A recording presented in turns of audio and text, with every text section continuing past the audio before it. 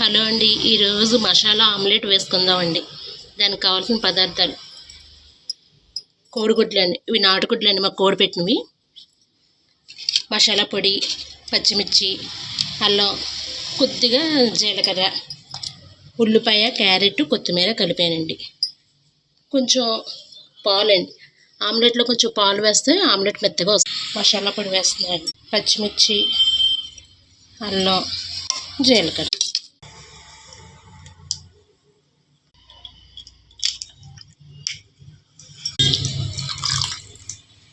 బాగా కలపాలండి.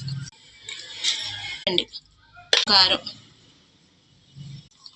కొంచెం నూనె వేసుకొని ఆమ్లెట్ వేస్తాను.